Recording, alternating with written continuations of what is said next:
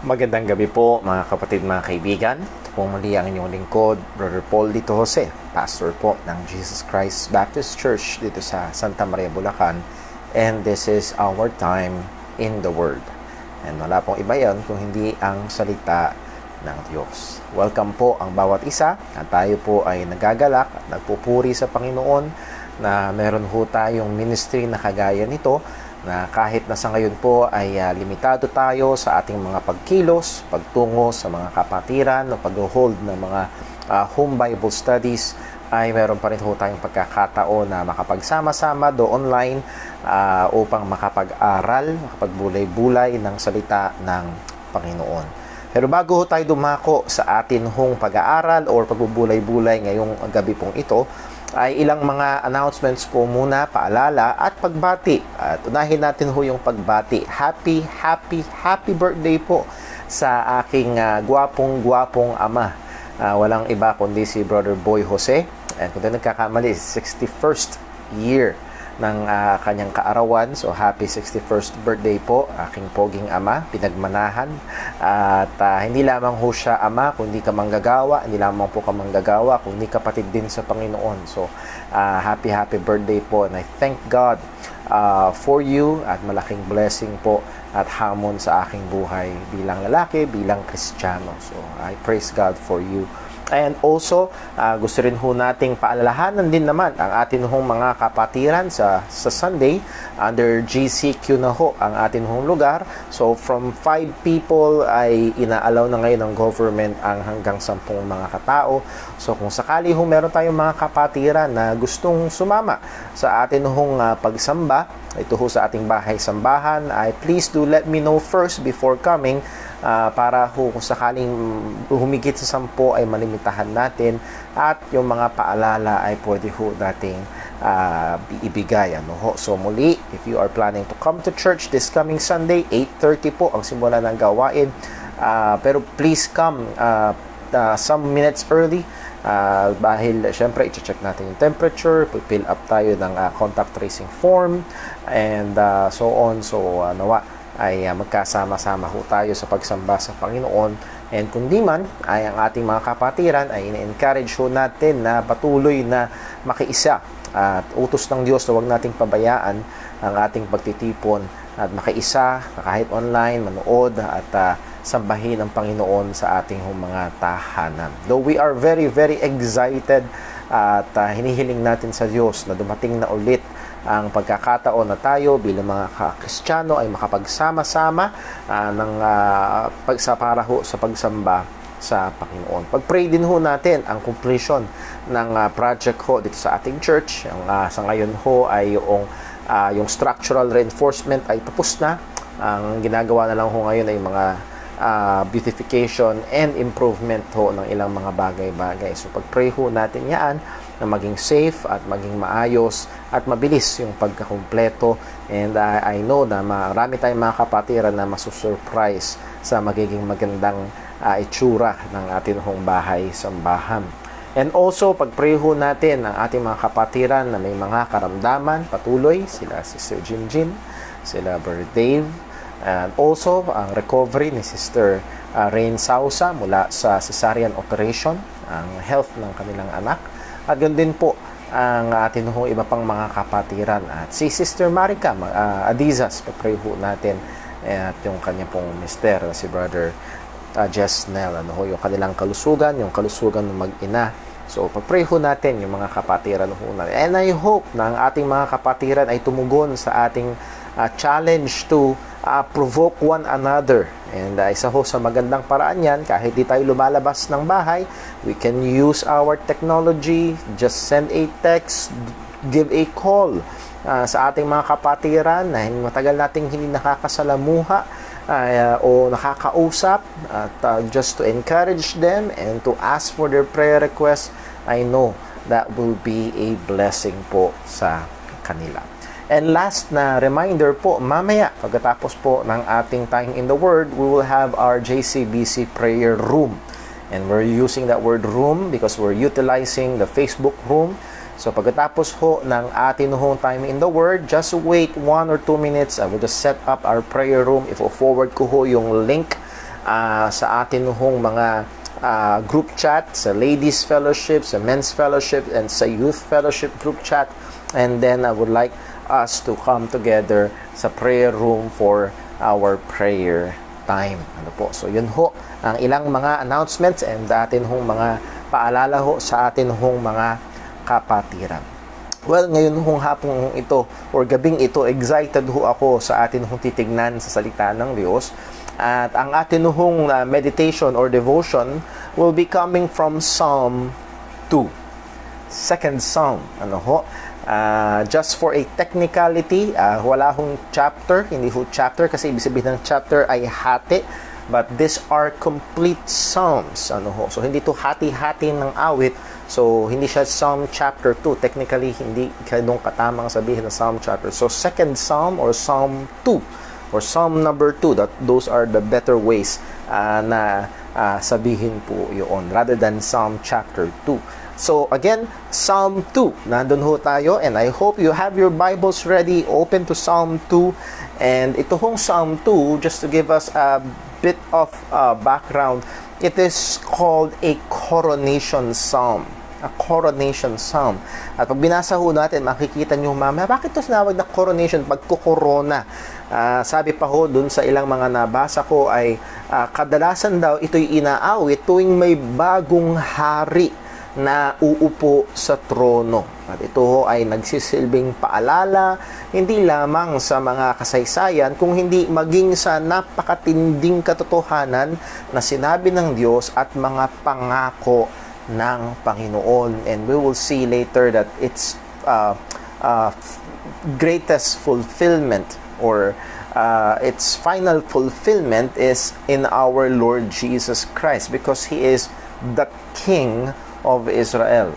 He is the son of David. At siya yung inanoint na hari ng Panginoon na mag-uupo sa trono ni David magpakailanman. So let's be reading this Psalm 2, and we will read all the verses, and let's glean from the truths na nandito sa salita ho ng Panginoon. Let me read it for you. Psalm 2 verse 1. Why do the heathen rage, and the people imagine a vain thing?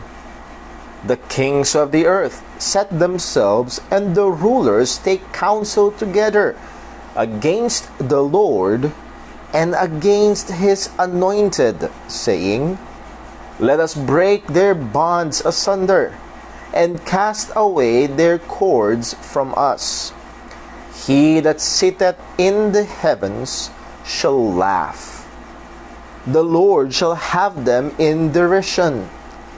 Then shall he speak unto them in his wrath, and vex them in his sore displeasure.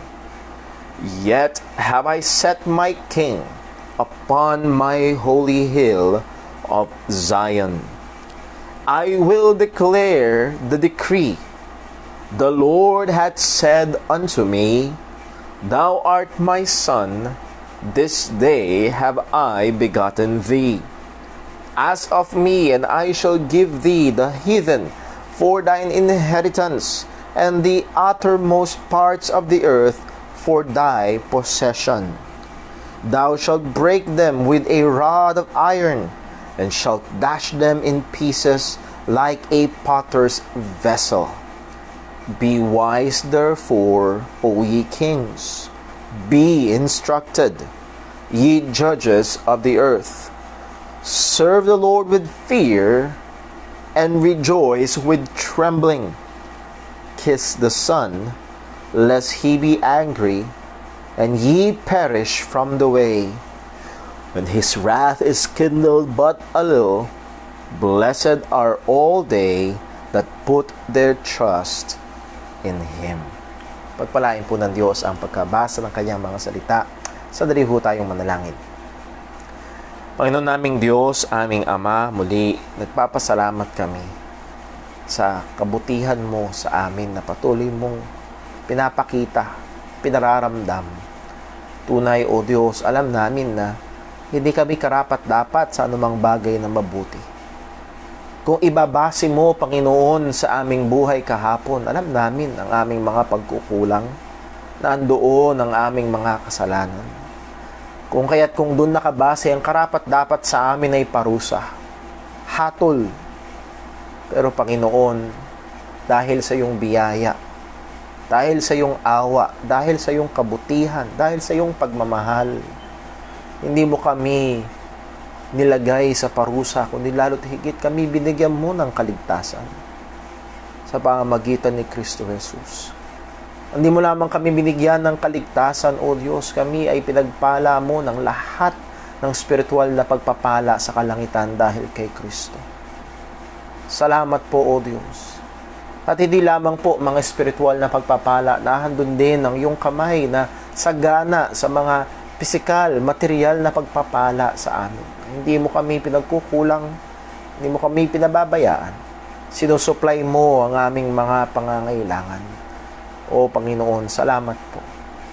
Panginoon, sa dami ng gulo na nangyayari sa aming paligid, sa kumakalat na karamdaman, sa katiwalian ng mga nasa posisyon, sa nakikita namin na direksyon ng tao na pasama ng pasama, ang aming lipunan ay pagulo ng pagulo. Ang mga tama ay ginagawang mali at ang mga mali ay pinapakita at kinikilalang tama. Panginoon, saan kami titingin? Nasaan ang aming pag-asa? O Panginoon, wala sa bagong presidente, wala sa bagong mga batas, kundi sa aming hari na si Jesucristo na nangako na siya ay muling babalik. O Panginoon, mula sa iyong mga salita, bigyan mo kami ng dagdag na pananampalataya, dagdag na kaalaman, at patuloy na lumalim ang aming pagtitiwala sa iyo, ang aming pagkakilala sa iyo, at pagkaunawa sa iyong kalooban. Tulungan mo kami, bigyan mo kami ng liwanag, maunawaan namin ang iyong mga katotohanan. Buksan mo ang aming mga mata, at lahat ng ito, O Diyos, ay sa iyo namin hinihiling, na kayang gumawa ng higit sa aming hinihingi at inaakala. At dinadalangin namin itong lahat sa pangalan ng aming Panginoong Jesucristo. Amen. Well, mga kapatid, isa ho sa mga sikat na mantra.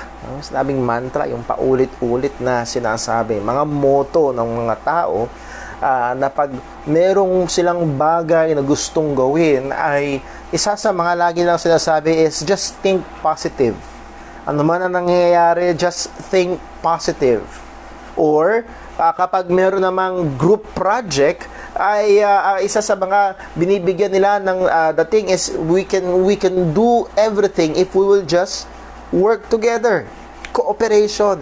Yun ang mantra, working together. If we are working together, ay ma-accomplish natin ang lahat ng bagay. Ito nga ho sa kinakaharap nating krisis ng COVID-19 pandemic, ay yung mismong batas, Bayanihan Heal as One Act. And again, I have nothing against that.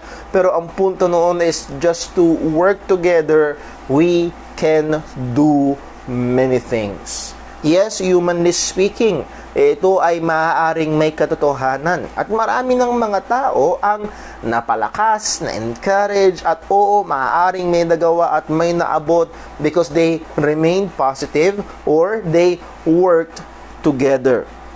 At nahandoon ang mga pag-achieve nila sa mga bagay-bagay. Nevertheless, ang gusto kong puntuhin, kaya ho sinabi ho yan mga kapatid, gaano man tayo ka-optimistic, gaano man tayo ka-positive sa ating thinking, gaano man kadami ang magkaisa at magtrabaho at gumawa ng magkakasama, anumang gawain, anumang planuhin, ay hindi magkakaroon ng katuparan kung ito ay labag sa soberanong kalooban ng Panginoon. What I'm saying is, no amount of optimism, no amount of cooperation, of man's optimism and man's cooperation working together will be able to thwart the plans or purposes of God. gaano man ka-positive thinking ang mga tao at gaano man karami ang mga taong magsama-sama at gumawa at magkaisa, kung ang kanilang planuhin, mithiin o gawain ay kontra sa kalooban ng Panginoon, it will not succeed. Hindi ito magtatagumpay dahil walang plano na uubrang magpigil sa plano ng Diyos. At yun ho ang makikita ho natin dito sa Psalm na ating binasa. Ang kahangalan ng tao na nagpaplano laban sa Panginoon. Or, to put it positively, the wisdom of submitting to the sovereign king. Ang wisdom, ang karunungan ng pagpapailalim, pagpapasakop sa soberanong hari. At yung kabaligtaran nga nun, ang kamangmangan ng pagsusubok, gumawa, magplano, mag-isip ng anumang bagay na kontra sa kalooban ng ating Panginoon. So ang atin hong pinaka-mensahe sa buong awit ho na ito ay ito: it is wise to submit to Christ, for God hath sovereignly appointed Him to be king over all. Isang matalinong bagay, isang karunungan ang magpasakop kay Kristo, sapagkat ang Diyos ang nagtalaga sa Kanya bilang hari, ang soberanong Diyos ang nagtalaga sa Kanya bilang hari ng lahat. Kagaya nga ho sinabi ko kanina, ang Psalm 2 ay kilala sa tawag na coronation psalm. Isa ito sa mga coronation psalm at inaawit ito tuwing merong bagong hari sa Israel na kinokoronahan, for them to be reminded of the important truths na nahandito ho sa awit na ito. And there are 4 things na ating titignan. Una, the plan of man. The plan of man. Number 2, we will look at the response of God. The response of God. Number 3, we will see the decree of God. The decree of God. And then number 4, counsel or the counsel to man. Ang payo sa tao. So una, ang plano ng tao. Pangalawa, ang tugon ng Diyos.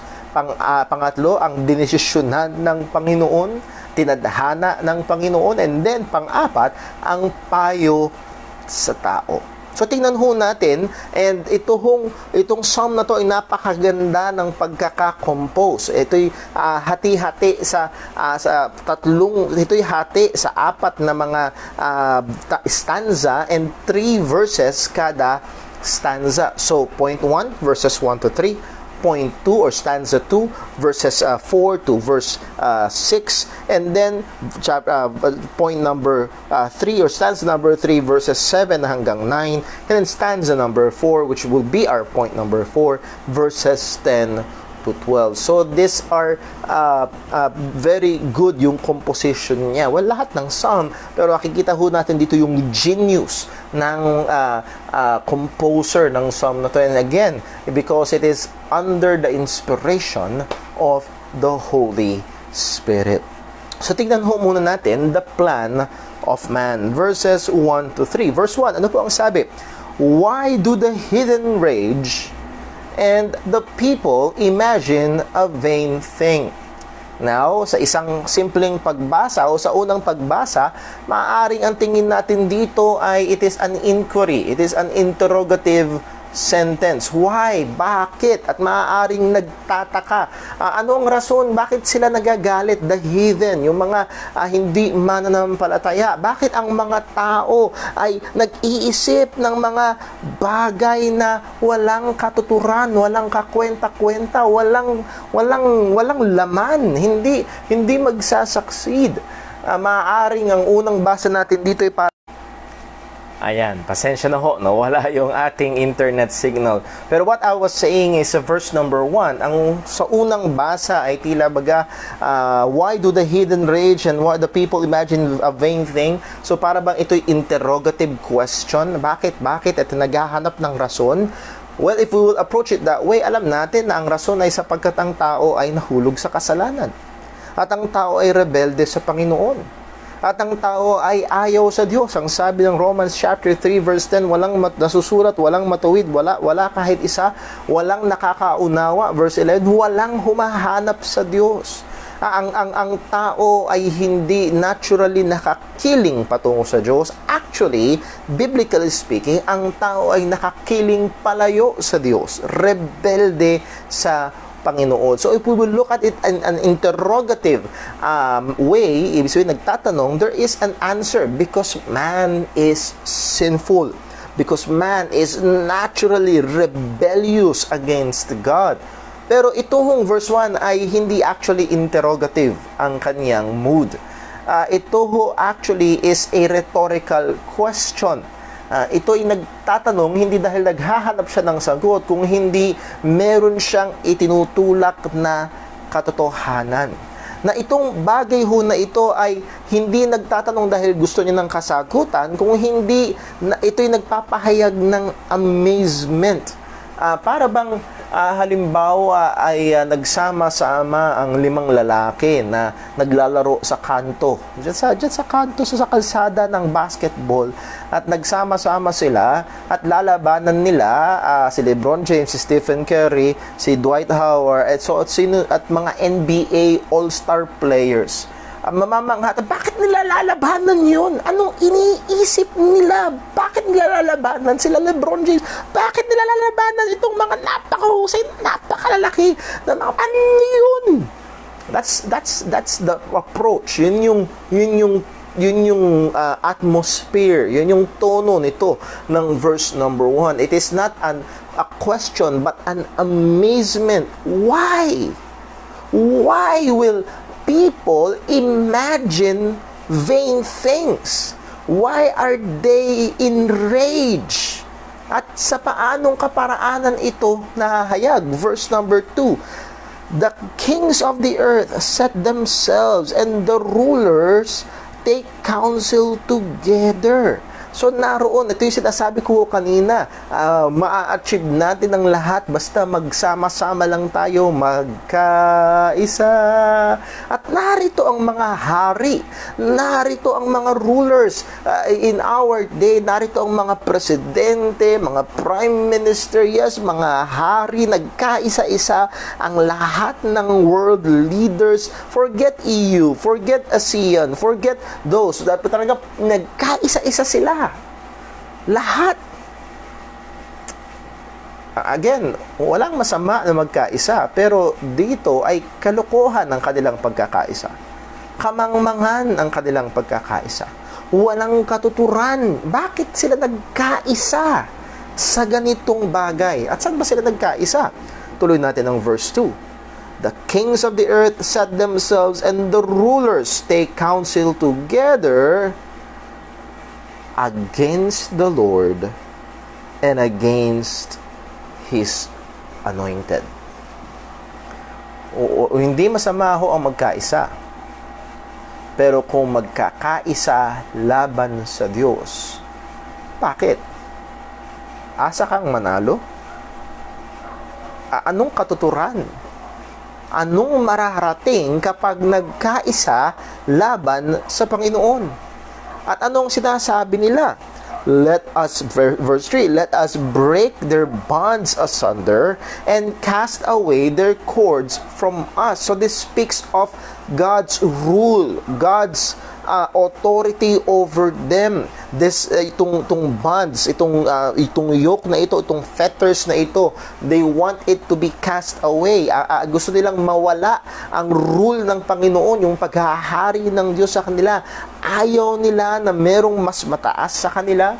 Ayaw nila na meron silang pananagutan. Gusto nila sila ang nasa taas. Gusto nila sila ang naghahari. Gusto nila sila ang nasusunod. Gusto nila yung kalooban nila ang mangyayari. Ayaw nilang merong nangunguna sa kanila. Ayaw nila na merong mas mataas na kapangyarihan na kinikilala sila at na kung saan sila yung magpapailalim. Ang gusto nila, sila ang nasa itaas. Now, wag nating puntahan ang mga hari. Wag nating puntahan ang mga presidente. Maraming mga tao, ganyan ang gusto na paraan ng pamumuhay. Ayokong may nakikialam. Ayokong may nangunguna sa akin. Ayokong may nagsasabi kung anong gagawin ko. Naalala ko ho, nung nakaraan, sa ilang exchange sa comment sa Facebook dahil nag-post ang isang tsuhin ko ho ng isang awitin na mula sa isang kilalang kilala at sikat na animation na maraming mga bata ang nahahaling. At pag sinuri mo yung kanta ng awitin na yun, well, ito yung kanta ng pagre-rebelde. At sabi ko sa kanya, well, mamanghaho tayo dyan. Pero as far as, naalala ko lang na lyrics ay yung sa Aladdin, A Whole New World. Na ang sabi, a whole new world, a dazzling place I've never been. No one to tell us no or where to go. That's the world they want. Again, ito ay inaawit sa mga bata. Film para sa mga bata. At ang sabi ng lyrics, no one to tell us no or where to go. That's the whole new world they want. They don't want na may magsasabi sa kanilang mali yan. They don't want na may magsasabi sa kanilang bawal yan. Ang gusto nila ay yung mundo na yung gusto ko, magagawa ko, na walang nangunguna sa akin, walang mas mataas sa akin, walang nagbabawal sa akin. And sad to say, yan ho ay kaisipan na ine-embrace ng maraming mga tao. At minsan, may mga Kristiyano o nagpapakilalang Kristiyano na huhulog sa ganitong pananaw. They want to cast off the rule of God. They want to disregard the rule of God. Yung paghahari ng Diyos, yung pangunguna ng Diyos, ayaw nilang kilalanin ang Panginoon sa kanilang mga buhay.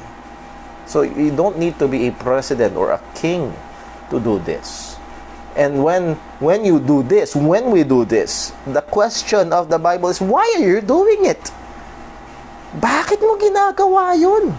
Nagsasayang ka lang ng oras, walang katuturan. Mag-exert ka man ng effort to deny God or to deny the sovereignty of God. It is but vain. Why?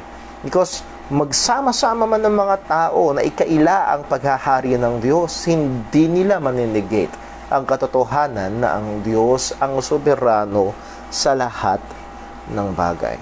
So that is the plan of man.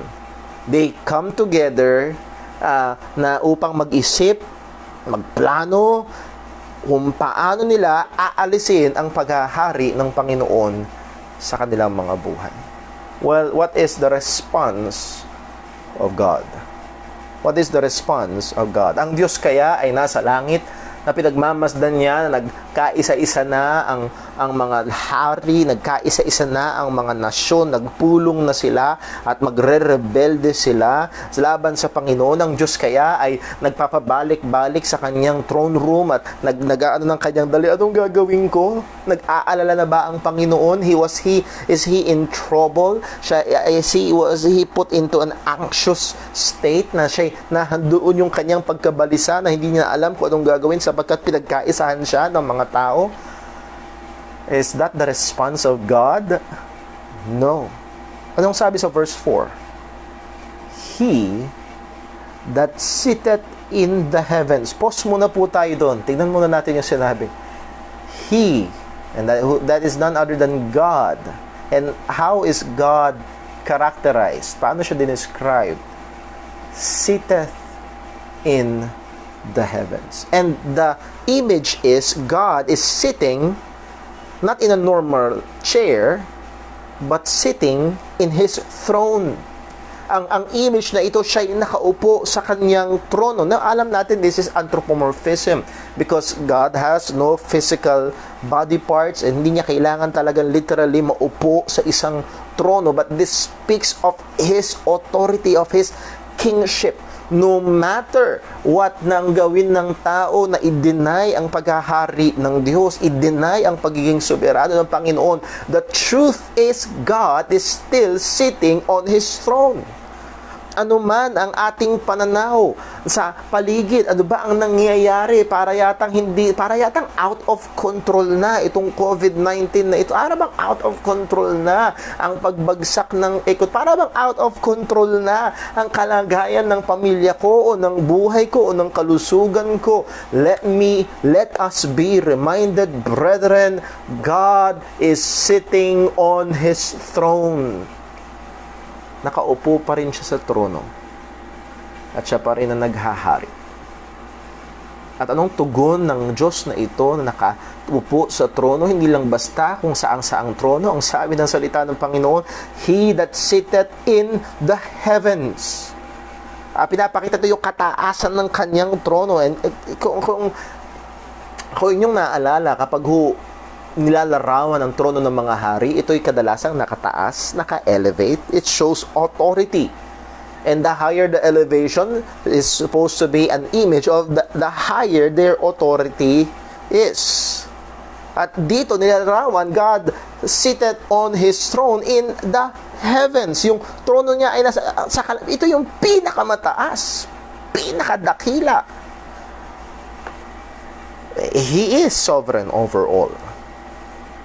So magpulong-pulong man ang mga tao at magplano sila na alisin, kumbaga magkudeta, patalisikin ang nakaupo sa trono, well, God still sits on the throne in the heavens. The highest authority still belongs to God. And what is the response of God? He that sitteth in the heavens shall laugh. Shall laugh. Balik ko tayo doon sa larawan kanina.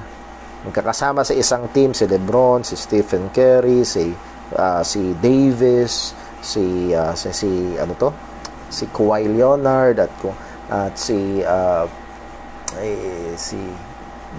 nakalimutan ko na ibang player dahil di ako nanonood ngayon.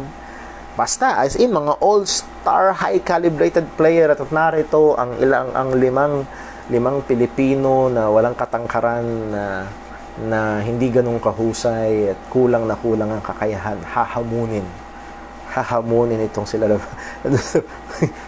Nag-joke ba kayo? Nagpapatawa ba kayo? Hahamunin nyo kami? Ang Diyos, magsama-sama man ang lahat ng makapangyarihang leader ng mga tao at magrebelde laban sa Diyos, tatawanan lang sila ng Panginoon. Yes, again, this is an anthropomorphism. But it shows that God is not in panic.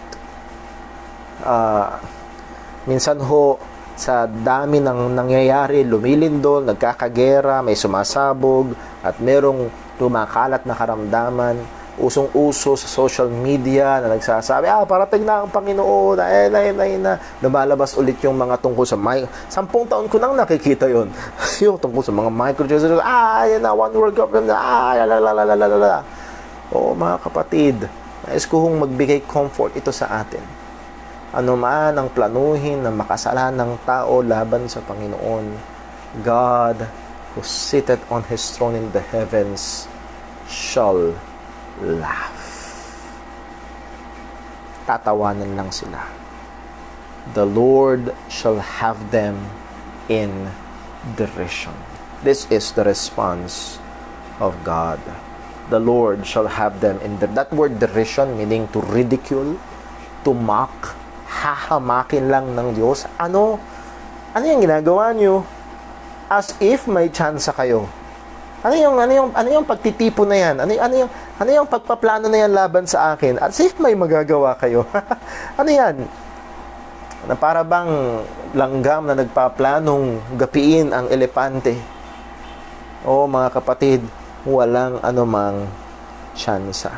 Sabi sa verse 5, God will not just laugh at them and mocked at them. God will, verse 5, then shall He spake unto them in His wrath and vex them in His sore displeasure. Kikilos, hindi lang sila basta hahamakin ng Diyos yung pagpaplano ng tao laban sa kalooban ng Diyos, laban sa Panginoon. God will speak to them in wrath.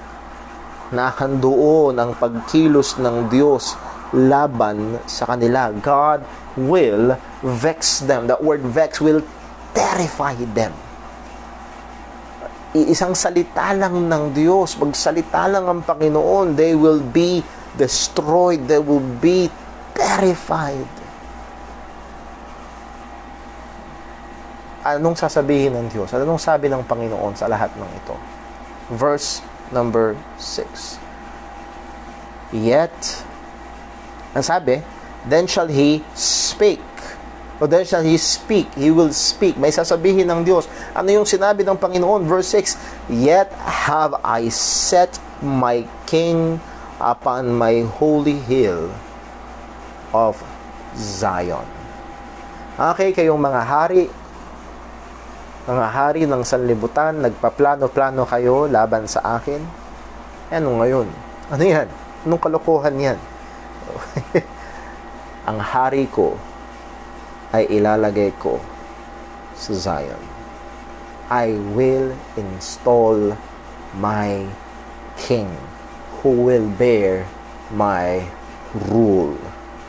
Ilalagay ko ang aking hari. And we know that the final and the ultimate fulfillment of this is none other than our Lord Jesus Christ, the King of Kings and the Lord of Lords, na itinalaga ng Panginoon, pinili ng Panginoon at inilagay ng Diyos at nangako ang Diyos kay Haring David na ang binihi ni David, the son of David, the seed of David, will sit upon the throne of David and will rule forever. That is our Lord Jesus Christ. So again, ang tugon ng Panginoon sa nagre-rebelding tao, ang tugon ng Panginoon ay si Jesucristo. Yun ang tugon. Kaya mga kapatid, tumingin man tayo sa paligid, alam nating pasama ng pasama. Alam nating pagulo ng pagulo. Sino ang tugon? Presidente? Bagong presidente? Bagong batas? Ang pag-asa nating mga Kristiyano ay walang iba kung hindi yung hari na inilagay ng Diyos.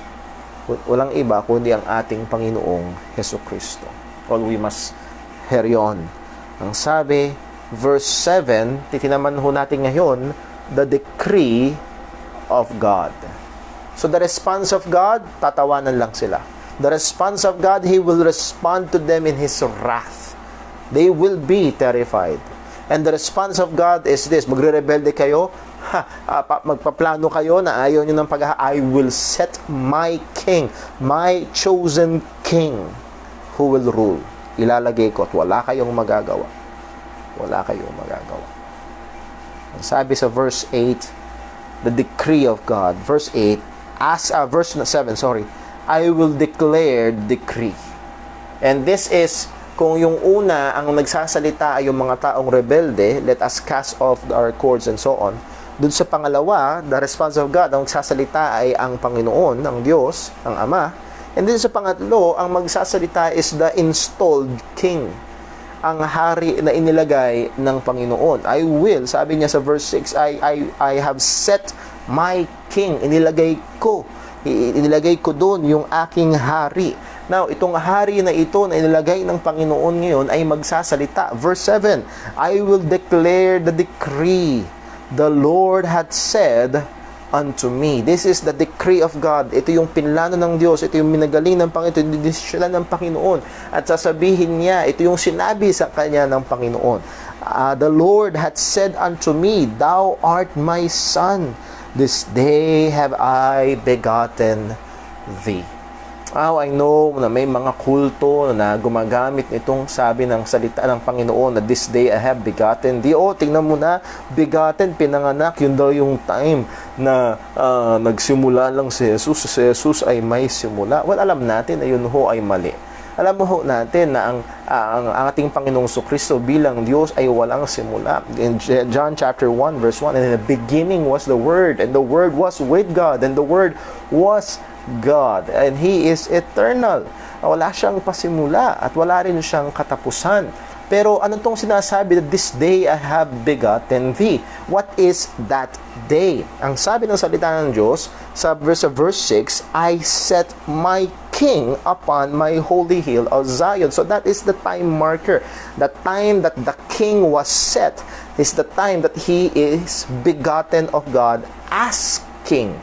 So, hindi yun yung ibig sabihin na doon lang siya lumabas, doon lang siya niluwal, doon lang siya naging anak ng Diyos. No, doon siya naging hari. Doon siya diniklara bilang hari. At yun yung mensahe nung sinabing, this day I have begotten thee as the king. So, this day I have begotten thee, thou art my son. This day I have begotten thee. And we know sa Hebrews chapter, puntahan lang natin sa Hebrews chapter 1 as a cross-reference. Sa Hebrews chapter 1, then this is somewhat a Christological study. Wala tayong time para i-cover ang kabuuan nito. Ngunit napakaganda sa mga susunod na pag-aaral. Ang sabi sa Hebrews chapter 1, wala din sa verse 1 to see the flow. Ang sabi, God who at sundry times and in diverse manners spake in time past unto the fathers by the prophets. Napag-aralan na natin yan. Hath in this last day spoken unto us by His Son. So take note of that. Sa mga huling araw, nagsalita siya sa pamamagitan ng kanyang anak, whom, again, that is His Son, Jesus Christ, He hath appointed heir of all things, by whom also He made the world. Who, again, that is the Son, Jesus Christ, being the brightness of His glory, the express image of His person, and upholding all things by the word of His power. So it is Jesus Christ who upholds all things. He is the express image of the person of God. And ang sabi, when He had by Himself purged our sins, namatay siya sa krus, binayaran niya, nilinis niya yung ating mga kasalanan, and then sat down on the right hand of the Majesty on high. So, He paid for our sins, He died for our sins, He rose again, and after 40 days, He ascended. Umakyat siya sa langit at umupo siya sa kanan ng Ama. And yun yung sinasabi, sat down on the right hand of Majesty on high. So His ascension. Pagdating sa verse 4, being made so much better than the angels, as He hath by inheritance obtained a more excellent name than they. Alam natin sa Philippians chapter 2, God has given Him a name which is above all name, that in the name of Jesus every knee should bow, every tongue should confess that Jesus Christ is Lord, to the glory of God the Father. So again, these verses are related. Verse 5, for unto which of the angels said He at any time, thou art my son, this day have I begotten thee, and again I will be to him a father, and he shall be to me a son. Ang kaya lang natin binasa niyan para makita ho natin na ang context, ang fulfillment ng Psalm 2 verse 7 is in our Lord Jesus Christ, in His ascension, in the right hand of the Father, kung saan diniklara ng Diyos, this day I have begotten thee, because He sat on the right hand of the Father. He accomplished the salvation na pinlano ng Ama. And that point of time, God has given Him a name which is above every name. He is our Lord Jesus Christ. So this is the decree of God. So makikita ho natin sa Psalm 2 pa lang ay nahandun na ang plano ng Panginoon na magliligtas siya sa pamamagitan ni Kristo Jesus, at nahandun ang paghahari ng ating Panginoong Hesus Kristo, and that is through His salvation work, sa pagganap niya ng ating kaligtasan, kanyang muling pagkabuhay at pag-upo sa kanan ng Ama, at ngayon namamagitan para sa atin. Ano po ang sabi?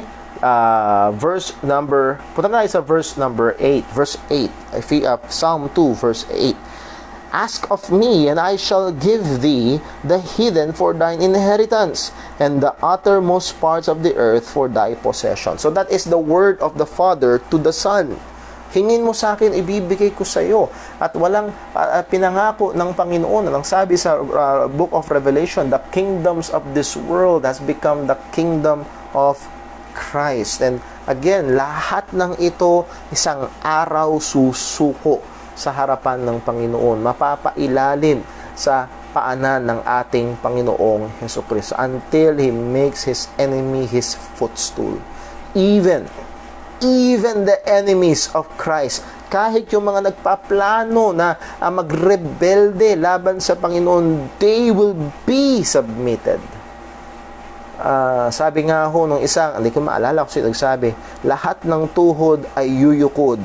It's either ito ay kusang loob na yuyukod o ito ay babaliin para yumukod sa harapan ni Kristo. Pero lahat ng tuhod ay yuyukod.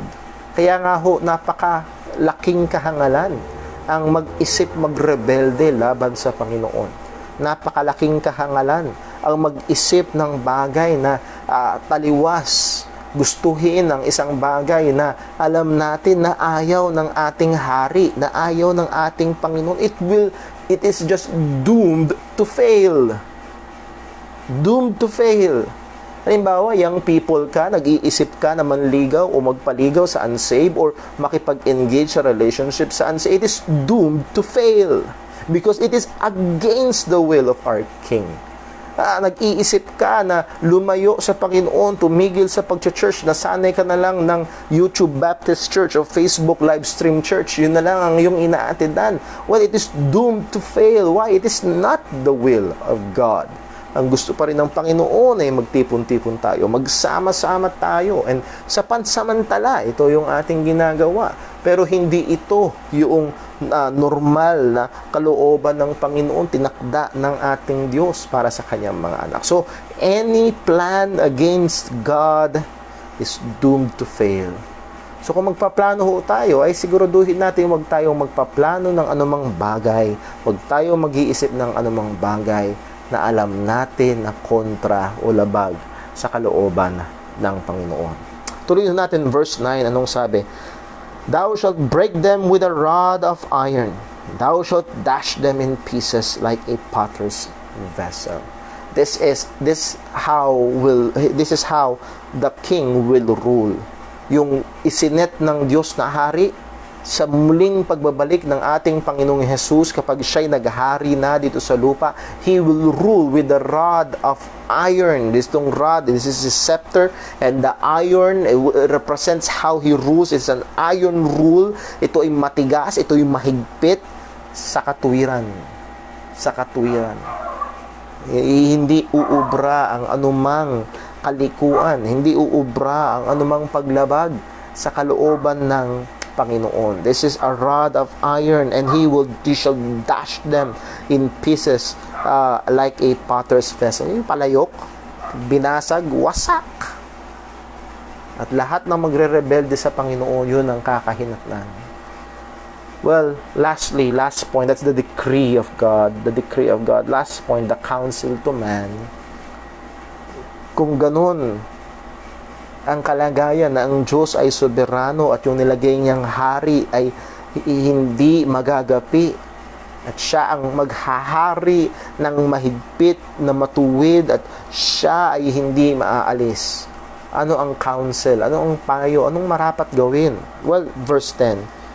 Be wise now, therefore, O ye kings, be instructed, ye judges of the earth. Ina-address yung mga nagpulong-pulong sa verse 2.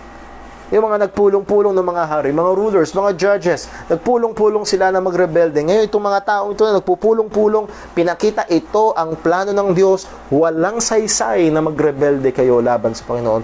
Walang saysay, walang kahantulan, walang kahantungan, walang kahantungan. Ano mang plano laban sa Panginoon, ang plano ng Diyos ang mangyayari. So, let me give you an advice. Be wise. Be wise. At anong dapat gawin? Verse number 11, serve the Lord with fear and rejoice with trembling. Rather than rebel against the Lord, rather than mag-isip ng mga bagay laban sa Panginoon, magplano ng mga bagay kontra sa Panginoon, serve the Lord. Acknowledge and submit to the Sovereign One. Kilalanin at magpailalim sa tunay na soberano. Be wise. It is never wise to go against God. It is never wise to go against the will of God. Serve God and rejoice with trembling. At nahandoon ang tunay na kagalakan. Nahandoon ang tunay na fulfillment. Hindi yung magawa mo yung gusto mo, kung hindi magawa mo ang kalooban ng Panginoon. And then verse 12, kiss the Son. Who is this Son? The King, our Lord Jesus Christ. That word kiss is a sign of peace. Make peace with the Son. Don't rebel. Make peace. Makipagkasundo ka ngayon. Kiss the Son, lest he be angry, and ye perish from the way. When his wrath is kindled but a little, blessed are all they that put their trust in Him. Ito ho, una sa lahat, ay panawagan sa mga hindi pa Kristiyano, sa mga rebelde. Habang ngayon, hanggang ngayon, ayaw pa rin magpailalim kay Kristo. Ayaw mo pa rin kilalanin na si Jesus ang iyong tagapagligtas at ang iyong hari. At sumunod ka sa Kanya at ibigay mo sa Kanya ang buhay mo. Ayaw mo pa rin. Gusto mo pa rin ikaw ang hari. Gusto mo pa rin ikaw ang masunod sa buhay mo. Well, let me give you an advice. Be wise. Kiss the Son. Make peace. And how will we make peace? Again, through faith in the gospel.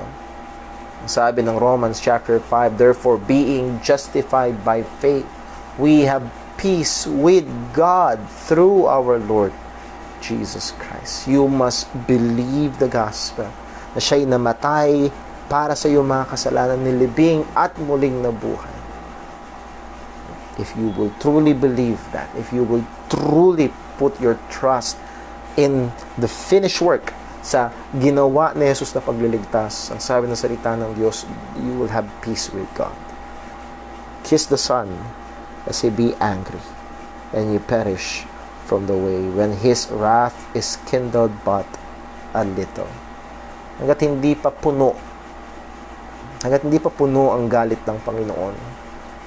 O kaibigan, huwag kang magpatumpik-tumpik, huwag mo isiping walang mangyayari. Huwag mo isipin na okay ka lang. Alam mong wala ka pa kay Kristo, alam mong hindi ka pa sumasampalataya, alam mo for a fact na ikaw ay nabubuhay sa pagre-rebelde laban sa Diyos. Yes, maaaring mabait kang tao. Yes, maaaring nagsisimba kang tao. Pero alam mo sa puso mo, rebelde ka, ayaw mo magpailalim sa Diyos. Kiss the Son. Make peace. Come to Christ in humility. Lumapit ka kay Kristo, magpakumbaba ka at aminin mo na rebelde ka at makasalanan ka. Tumingi ka ng tawad sa Panginoon at sumampalataya ka kay Kristo.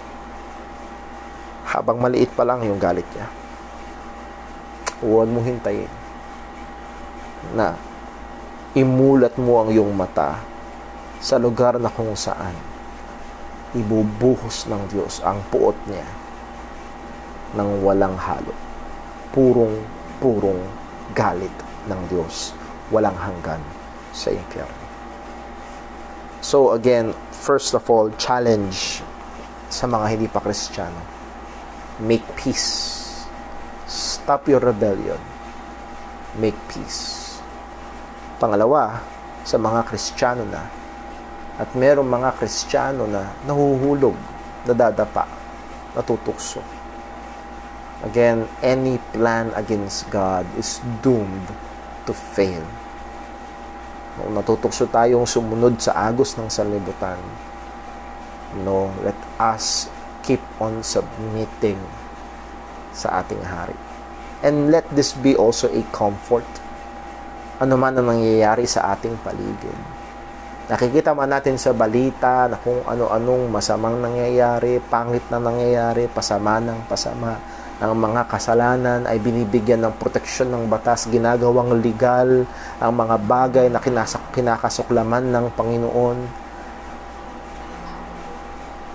Ang sabi ng Diyos, I have set my King in Zion. And He will come back. At yun yung pag-asa natin. At yun yung kaaliwan natin. Ang hari na inilagay ng Diyos, walang iba kundi ang ating Panginoong Jesucristo. He is King and He is sovereign over all. Ito mang nangyayaring COVID-19 pandemic, pagbagsak ng ekonomiya sa maraming kaguluhan, lumindol pa, God is still sitting on His throne. And He is supremely, sovereignly in control. And He has set His King in Zion. Walang kaguluhan sa trono ng Diyos. At ang tanging lugar na kung saan magkakaroon ng kapayapaan ng ating puso ay kung titingin tayo sa trono ng Panginoon na may hawak ng lahat ng bagay. Let's pray. Panginoon naming Diyos, aming Ama sa langit, salamat po. Salamat sa iyong mga salita. Nagpapakita kung gaano ka kataas, kung gaano ka kadakila, kung gaano ka makapangyarihan. Masubukan man ng pinakamarunong, pinakamataas, pinakamakapangyarihan, pinakamayaman na mga tao na magsama-sama laban sa iyo, tatawanan mo lang sila. Sapagkat walang planong laban sa iyo na magtatagumpay. Sapagkat ikaw ang soberanong Diyos. Ang iyong plano ang mangyayari. Sang-ayon sa iyong minagaling na kalooban, itinalaga mo ang iyong hari. Binigay mo ang aming tagapagligtas. Walang iba kundi ang aming Panginoong Jesucristo. At sa Kanya kami nakatingin ngayon, O Diyos. Tulungan mo kami. Tulungan mo kami na sa dami ng kahirapan, kaguluhan, o maging kalituhan, mga tanong na hindi mabigyan ng kasagutan. Tulungan mo kaming tumingin sa hari na iyong inilagay at nangako na babalik. Tulungan mo kaming umasa hindi sa gobyerno ng tao kundi sa hari na inilagay mo sa aming Panginoong Jesucristo. Panginoon, salamat po. Bigyan mo kaming patuloy ng liwanag upang patuloy naming pagbulay-bulayan ng iyong mga salita na ito at pagmulan ng kalakasan, tibay ng pananampalataya, huwag titiwala sa iyo. Salamat po, O Diyos. Dalangin namin ito lahat sa pangalan ng aming Panginoong Jesucristo. Amen. Well, mga kapatid, thank you po at nakasama na namin kayo ngayon sa Time in the Word. At tayo ho ay dadako sa ating prayer room. Ang atin hong room, gagamitin natin ng Facebook room at i-open ho natin sa ating Facebook group, hindi ho sa page, kundi sa group. At kung kayo ho ay available, we would like to invite you to join us sa ating, this will be kind of our prayer meeting. At ipopost ko ho yung link, syempre lalabas ho doon sa ating Facebook group. Pero ipopost ko rin ho sa atin hong mga group chat, ladies group chat, men's group chat, and youth, young people's group chat. And please do join us sa atin home prayer room. Ilang mga minutes lang po ay gagawin po natin yun. God bless po. I miss you all. I love you all. Ingat po tayong lahat.